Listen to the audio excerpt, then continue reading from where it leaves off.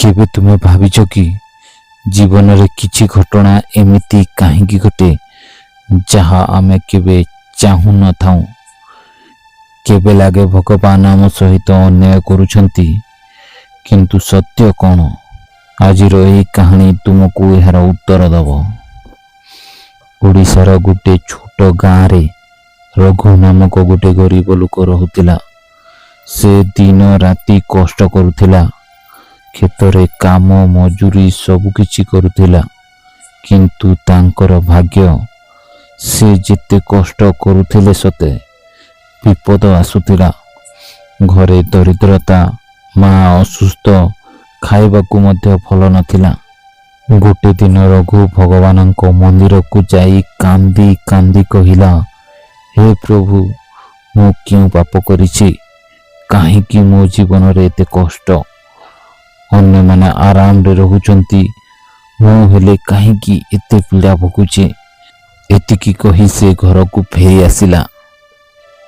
रात्रि रे सोईथिबा समय रे स्वप्न रे भगवान आसिले।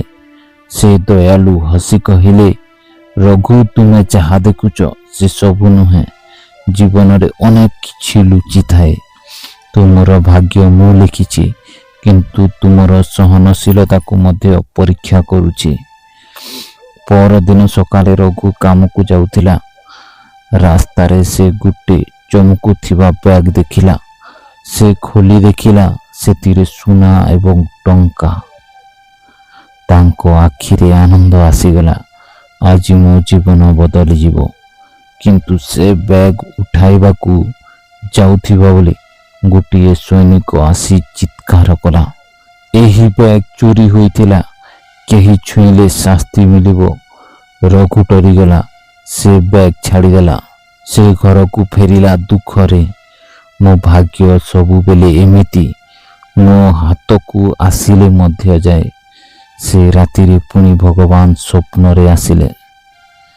रघु तुमे दुखित काहेकि? रघु कहिला, प्रभु, आपण मते देइथिबा सुजोग मध्य नहीं नेले। रघु कहिला, प्रभु, आपण मते देइथिबा सुजोग मध्य नहीं गले। भगवान हसी हसी कहिले, सेही बैग तुम पाई नुहे। जदि तुमे एहा नहीं थांता, तुमे चोर बोली धरा पड़ी थांता, जेल हुई थांता। मु तुमको बंचाइली। एहा हेउछि विधिर विधान। बंधु माने, आमे जहा हराउछु सेथिरे मध्य भल लुचि थाए। केबे केबे भगवान आमर इच्छा पूर्ण करती नहीं, कारण सेतिरे विपद लुचि थाए।